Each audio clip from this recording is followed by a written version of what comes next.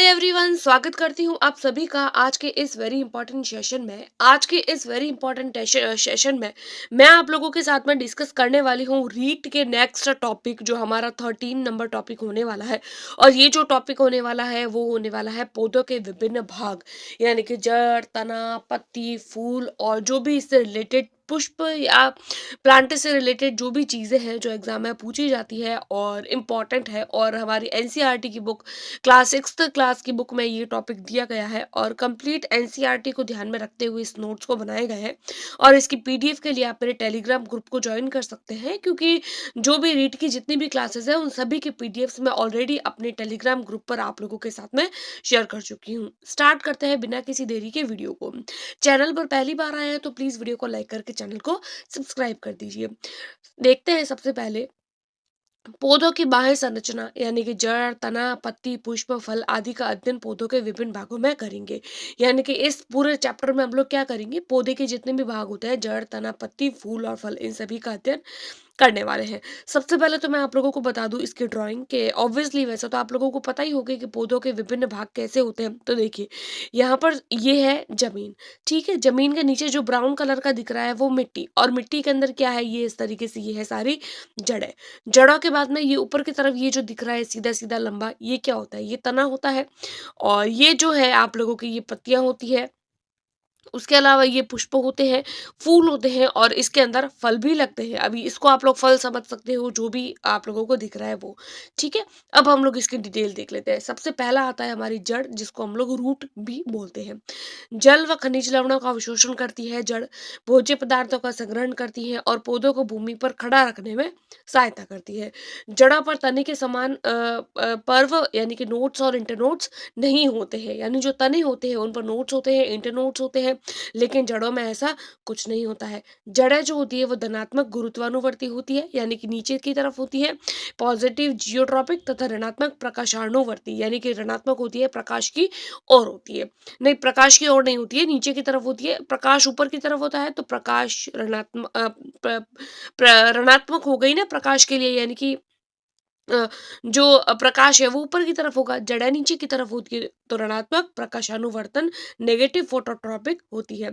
जड़ का जो सिरा होता है वो मूल गोप यानी कि रूट कैप द्वारा सुरक्षित रहता है। यानी कि जो जड़ होती है इसका नीचे का भाग होता है वो किससे प्रोटेक्ट रहता है, तो वो होता है रूट कैप से। अब हम लोग आगे देखेंगे जड़ के प्रकार।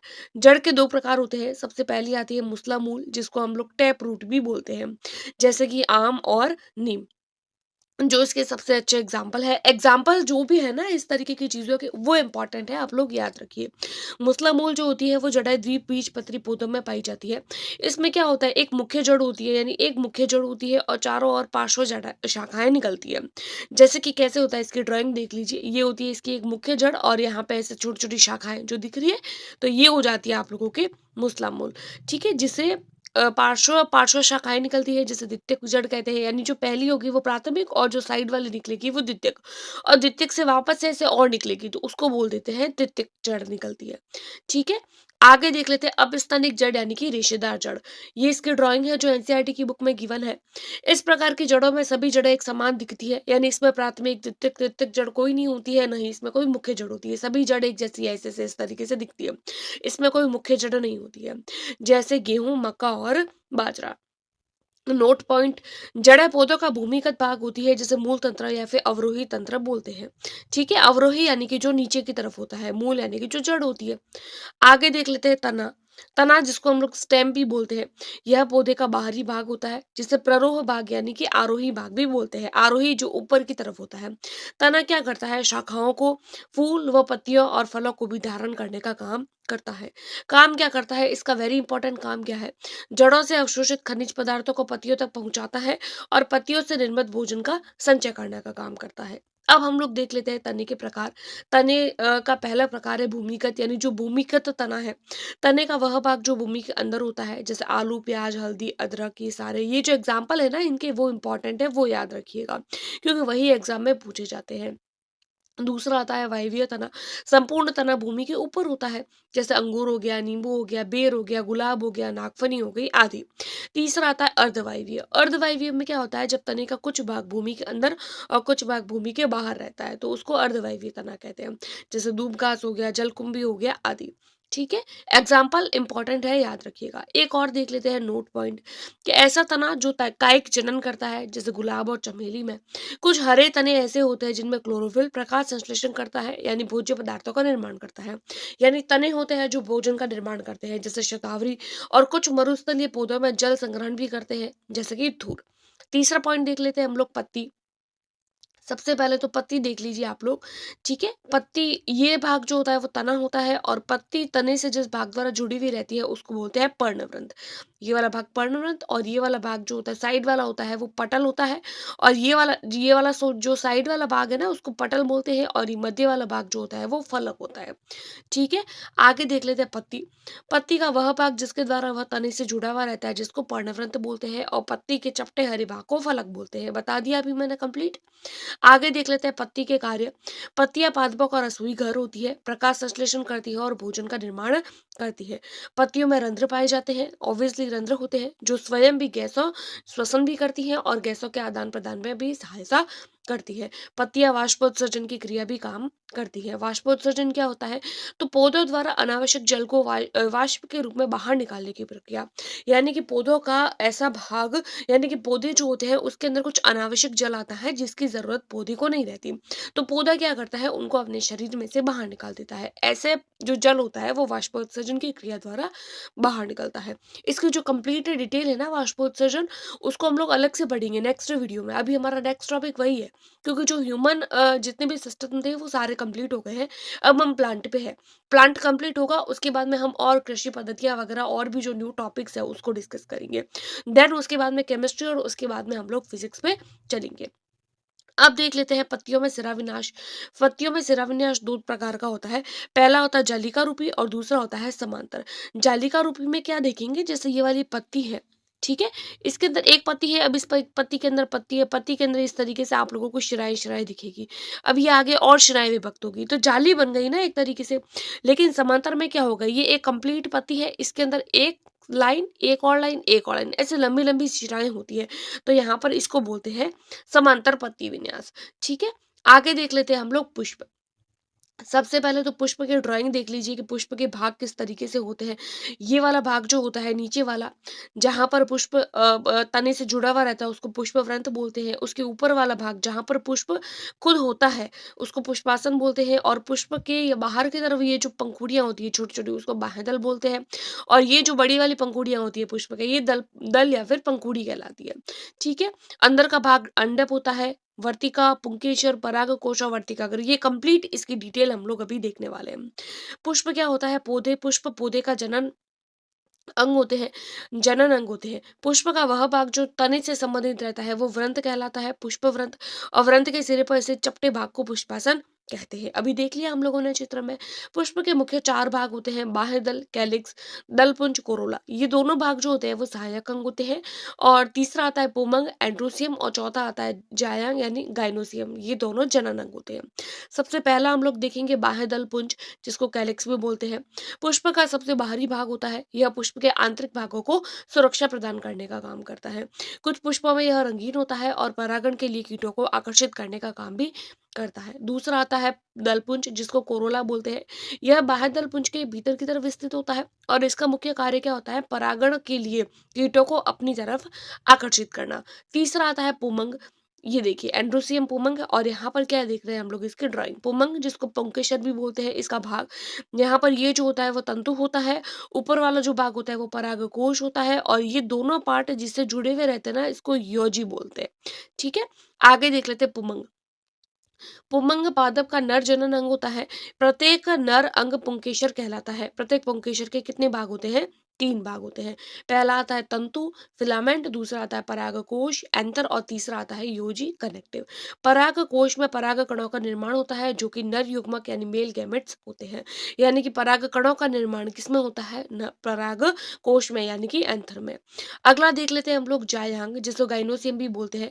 जायांग जो स्त्री के स्तर इसको बोला जाता है। इसके भाग होते हैं, ऊपर की तरफ होता है गोल भाग, उसे वर्तिकाग्र, और नीचे की तरफ गोल भाग उसको अंडाशय, और दोनों को कनेक्ट करने वाला भाग जो होता है वो वर्तिका होता है। पुष्प जो होता है वो मादा जननांग होता है। पुष्प का मादा जननांग जायंग होता है। इसके तीन भाग होते हैं। अंडाशय के ऊपरी भाग जो लंबा होता है, पतला होता है, जिसको वर्तिका बोलते हैं। ऊपर वाला भाग लंबा पतला, इसको वर्तिका। वर्तिकाग्र यानी स्टिग्मा। वर्तिका का सबसे ऊपरी भाग यानी जो वर्तिका होती है ना, वर्तिका वर्तिका का ऊपर वाला भाग जो होता है गोल कटोरी नुमा, जिसको वर्तिकाग्र बोलते हैं, जो चिपचिपा होता है। ठीक है। और अंडाशय जो ऑब्वियसली आगे हम लोग देखने वाले हैं। नोट पॉइंट, जाया को इस तरीके से भी बोलते हैं। पुष्प का अध्ययन एंथोलॉजी कहलाता है। पुष्प का प्रमुख कार्य क्या है? प्रजनन करके फल व बीजों का निर्माण करना। आगे देख लेते हैं हम लोग परागण। भाई पुष्प होते हैं, उनमें परागण की क्रिया होती है, जिसको निषेचन भी बोलते हैं हम लोग। और परागण पुष्पों में या फल जो होते हैं या फ्रूट होते हैं, यानी कि जो प्लांट्स होते हैं, उसको उसमें निषेचन की प्रक्रिया को परागण बोलते हैं, पॉलिनेशन बोलते हैं। परागण दो प्रकार का होता है, स्वपरागण और पर परागण।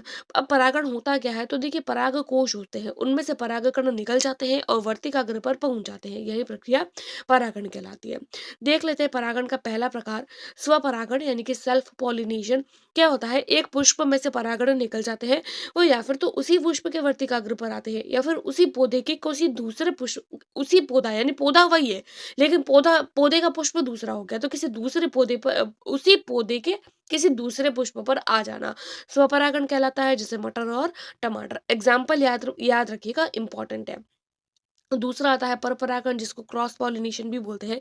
क्या होता है? एक पुष्प का परागण उसी जाति के दूसरे पौधे पर स्थित पुष्प के वर्तिकाग्र पर पहुंच जाता है। यानी एक पुष्प का परागण उसी जाति के यानी कोई दूसरे पौधे के पुष्प के वर्तिकाग्र पर चला जाता है, तो परपरागण हो जाता है, जैसे गुलाब व पोशी। परपरागण जो होता है वो वायु द्वारा, कीट द्वारा, जल द्वारा, जंतु द्वारा, पक्षी द्वारा आदि द्वारा होता है। चार पार्ट पढ़ लिए। अब हम लोग देख लेते हैं फल यानी कि फ्रूट। फल का निर्माण अंडाशय से होता है और परिपक्व अंडाशय को ही फल बोलते हैं। फल के दो भाग होते हैं, पहला दो प्रकार होते हैं। पहला आता है सत्य फल। जब फल बनने में केवल अंडाशय भाग लेता है तो उसको सत्य फल बोलते हैं, यानी केवल अंडाशय द्वारा ही फल बनता है, जैसे कि आम। दूसरा आता है असत्य फल। जब फल बनने में अंडाशय के अलावा पुष्प के अन्य भाग, जैसे पुष्पासन हो गया, बाह्यदल हो गया, ये सभी फल बनने में भाग लेते हैं, तो वो असत्य फल कहलाता है, जैसे कि सेब और नाशपाती। आगे देख लेते हैं हम लोग अनिषेक फलन। अनिषेक फलन क्या होता है?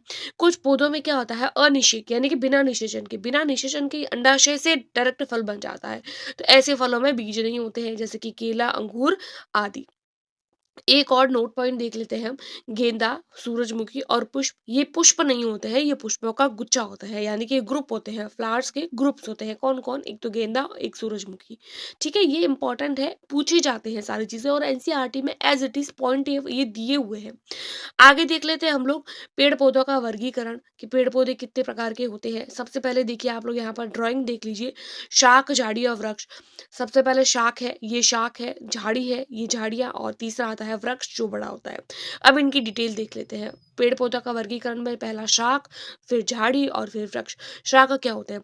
हरे होते हैं, कोमल तने वाले पौधे शाख कहलाते हैं। सामान्यतः छोटे होते हैं, वह इनमें कई बहुत सारी शाखाएं नहीं निकलती है, छोटे छोटे होते हैं और कोई प्रकार की कोई शाखा इसके अंदर नहीं होती है। फिर देख लेते हैं झाड़ी। झाड़ी जो होती है क्या होती है? इसका तना कठोर होता है लेकिन अधिक मोटा नहीं होता है, यानी तना होता तो है। देखिए, ये जो शाख है ना, इसके अंदर तना ही नहीं है, लेकिन झाड़ी में तना है, लेकिन ज्यादा मोटा और ज्यादा बड़ा नहीं होता है। तीसरा आता है वृक्ष। कुछ पौधे ऊंचे होते हैं, इनके तने भी सुदृढ़ होते हैं, वह गहरे होते हैं, उनको हम लोग बोलते हैं वृक्ष। ऑब्वियसली वृक्ष तो आप लोगों ने देखा ही होगा अपने आसपास। आगे हम लोग देख लेते हैं नोट पॉइंट। कमजोर तने वाले पौधे सीधे खड़े नहीं रह सकते हैं, ये भूमि पर फैल जाते हैं, यानी कि ऐसे पौधे जिनके तने बहुत ज्यादा कमजोर होते हैं। अब कमजोर है तो वो खड़े नहीं रह पाते, तो वो क्या करते हैं? इस तरीके से जमीन में फैल जाते हैं। इनको क्या बोलते हैं? इस तरीके के तनों को विसर्पी लता बोलते हैं। जबकि कुछ पौधे सहायता से ऊपर चढ़ते जाते हैं, ऐसे पौधे आरोही पौधे कहलाते हैं। और ये शाख, झाड़ी, पेड़ तीनों से भिन्न होते हैं, यानी जो आरोही लता होती है वो न तो शाख होती है, न झाड़ी होती है, न ही पेड़ होता है। आगे एक और इम्पोर्टेंट पॉइंट कि जालिका रूपी शिराविन्यास युक्त पत्तियों वाले पौधों की जड़ें मुसला जड़ें होती है, जबकि समांतर शिराविन्यास युक्त पत्तियों वाले पौधों की जड़ें कैसी होती है, रेशेदार होती है। ये note point as it is NCERT में गिवन है और वेरी वेरी इंपॉर्टेंट है। यानी कि ऐसी पत्तियां जिनकी शिराविन्यास जालिका रूपी होता है, उनकी जड़ें मुसला मूल, और जिनके शिराविन्यास पत्तियों का समांतर होता है, उनकी जड़ें रेशेदार होती है। अब हम लोग देख लेते हैं कुछ फल और उनका कौन सा भाग खाया जाता है। भाई सेब और नाशपाती का हम लोग पुष्पासन खाते हैं, लीची का हम लोग एरिल भाग खाते हैं और नारियल का हम लोग भ्रूणपोष खाते हैं। यहाँ पर ये जो सेब और नाशपाती और नारियल वाला पार्ट है ये इंपॉर्टेंट है, इसको याद रखिएगा, एग्जाम में पूछी जाने वाली चीजें हैं। अभी नहीं तो आप लोगों को जो मेंस एग्जाम होगा उसमें आप लोगों को जरूर हेल्प करेगी। सो ये छोटी सी क्लास थी, आई होप आप लोगों को पसंद आई होगी। और कंप्लीट जो प्लांट वाला टॉपिक है उसको हम लोगों ने कंप्लीट कर चुके हैं, और इसके रिगार्डिंग जितने भी प्रीवियस ईयर क्वेश्चन है उसको हम लोग नेक्स्ट क्लास में करेंगे। और आप लोग हमारे चैनल को सब्सक्राइब कर सकते हैं, वीडियो को लाइक कर सकते हैं, चैनल पर पहली बार आए हैं।